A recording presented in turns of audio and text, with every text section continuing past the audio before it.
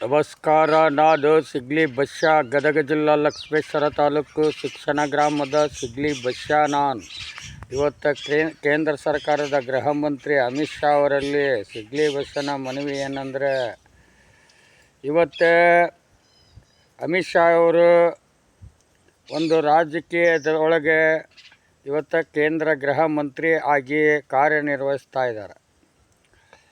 ಇವರನ್ನು ಆಯ್ಕೆ ಮಾಡಿ ತಂದಂಥ ಪ್ರಜಾಪ್ರಭುತ್ವದ ಪ್ರಜೆಗಳ ಒಂದು ಲೆಕ್ಕಾಚಾರ ಇದ್ದರೆ, ಅಮಿತ್ ಶಾ ಅವರ ಒಂದು ಅಧಿಕಾರದ ಲೆಕ್ಕಾಚಾರ ಒಂದು ಥರ ಇರುತ್ತೆ. ಈಗ ಅಮಿತ್ ಶಾ ಅವರು ಇವತ್ತು ಪ್ರಜಾಪ್ರಭುತ್ವದ ಚುನಾವಣೆಯನ್ನು ಎದುರಿಸಿ ಪ್ರಜೆಗಳಿಂದ ಓಟು ಗಿಟ್ಟಿಸಿಕೊಂಡು ಆ ಒಂದು ಶಾಸನದ ನಿಯಮಬದ್ಧವಾಗಿ ಸಂವಿಧಾನವನ್ನು ಮುಂದಿಟ್ಟುಕೊಂಡು ಪ್ರಮಾಣ ಮಾಡಿ ಸಂವಿಧಾನ ರಚನಾಕಾರ ಬಾಬಾ ಸಾಹೇಬ್ ಅಂಬೇಡ್ಕರ್ ಅವರ ಒಂದು ಮುಂದೆ ತಲೆಬಾಗಿ ನಾನು ಸಂವಿಧಾನನ ಗೌರವದಿಂದ ಕಾಣುತ್ತೇನೆ, ಸಂವಿಧಾನದ ದಾರಿಯಲ್ಲೇ ನಡೆಯುತ್ತೇನೆ, ಸಂವಿಧಾನದ ಒಳಗಡೆ ಇರ್ತಕ್ಕಂಥ ಪ್ರತಿಯೊಂದಕ್ಕೂ ನಾನು ತಲೆಬಾಗಿ ಗೌರವದಿಂದ ಈ ಒಂದು ಶಾಸನ ಬದ್ಧವಾಗಿ ನಡೆದುಕೊಳ್ಳುತ್ತೇನೆ ಅಂತಂದು ಆ ಪ್ರಜೆಗಳಿಗೆ ಯಾವ ಹಕ್ಕಿಗೂ ಸಂವಿಧಾನದ ಒಂದು ವ್ಯವಸ್ಥೆಯಲ್ಲಿ ಯಾವ ಪ್ರಜೆಗೂ ಹಕ್ಕಿಗೆ ಧಕ್ಕೆ ಕೊಡದ ರೀತಿಯಲ್ಲಿ ಭಾಷಣವನ್ನು ಮಾಡಿ ಕಾಯಕ ಯೋಗಿ ಆಗ್ತೇನೆ ಅಂತಂದು ಗೃಹ ಮಂತ್ರಿ ಅಮಿತ್ ಶಾ ಅವರು ಆ ಒಂದು ಪ್ರಮಾಣ ವಚನ ಸ್ವೀಕರಿಸೋ ಮುಂದೆ ಸಂವಿಧಾನ ಮುಂದಿಟ್ಕೊಂಡು ಆಟ ಆಡಿದರು, ಮಾತು ಕೊಟ್ಟರು. ಅದೇ ಥರ ಇವತ್ತು ಪ್ರಜೆಗಳದೊಂದು ಲೆಕ್ಕಾಚಾರ.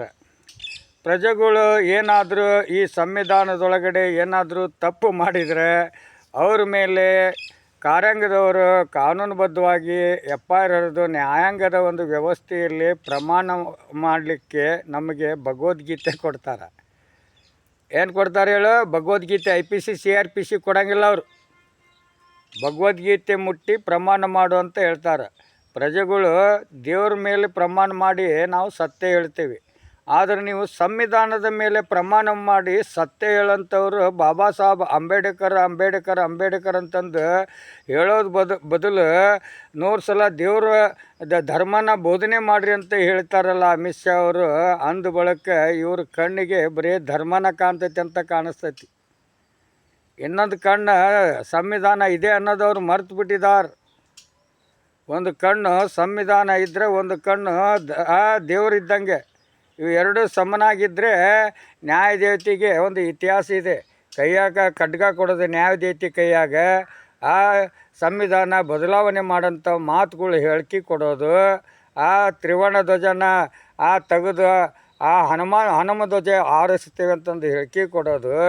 ನಾವು ಗಾಂಧಿನೂ ಬಿಟ್ಟಿಲ್ಲ, ಎಂತೆಂಥ ದಾಮೋದರ ಬಿಟ್ಟಿಲ್ಲ, ಮತ್ತು ಇನ್ನೂ ಯಾರ್ಯಾರನ್ನೂ ಬಿಟ್ಟಿಲ್ಲ. ಇನ್ನು ನೀವು ಯಾವ ಲೆಕ್ಕ ಅಂತ ಹೇಳಿಕೆ ಕೊಡೋದು, ಭಯದ ವಾತಾವರಣ ತೋರಿಸೋದು, ರೌಡಿಜಾಮ್ ತೋರಿಸೋದು, ಭ್ರಷ್ಟಾಚಾರ ಮಾಡೋದು, ಬೆಂಕಿ ಹಚ್ಚಿಡೋದು.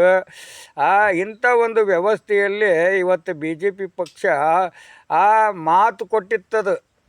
ಮೋದಿ ಸರ್ಕಾರ ಎಲ್ಲಿವರೆಗೂ ಇರುತ್ತೋ ಅಲ್ಲಿವರೆಗೂ ಅದ್ರ ಒಳಗನ ನಾವು ಒಂದು ಹಿಂದೂ ರಾಷ್ಟ್ರ ಕಟ್ತೀವಿ ಅಂತ ಹೋಗಿದ್ರು ಇವರು. ಇದು ಹಿಂದೂ ರಾಷ್ಟ್ರನ ಅನ್ನೋದು ಅವ್ರಿಗೆ ಗೊತ್ತಿಲ್ಲ. ಅವ್ರಿಗೆ ಇದು ಹಿಂದೂ ರಾಷ್ಟ್ರ ಇದು ಅಲ್ಲ ಅಂತ ಯಾರು ಹೇಳ್ತಾರೆ? ಪ್ರತಿಯೊಂದು ಭಾರತ ದೇಶದ ಭಾರತೀಯರೆಲ್ಲರೂ ಹಿಂದೂಗಳ. ಇಸ್ಲಾಮನು ಹಿಂದೂನ, ಕ್ರೈಸ್ತನು ಹಿಂದೂನ, ಬುದ್ಧನು ಹಿಂದೂನ, ಮಹಾವೀರನು ಹಿಂದೂನ, ಸಿಖ್ನು ಹಿಂದೂನ, ಪಾರ್ಸಿನೂ ಹಿಂದೂನ, ಮಹಾವೀರನ ಹಿಂದೂನ. ಎಲ್ಲರೂ ಹಿಂದೂಗಳ. ಎಲ್ಲರೂ ಸೇರಿ ಒಂದು ಸ್ಥಾನ, ಅದು ಹಿಂದೂಸ್ಥಾನ. ಇಲ್ಲೇ ಈ ಹಿಂದೂಸ್ಥಾನಕ್ಕೆ ಧರ್ಮ ಇಲ್ಲ,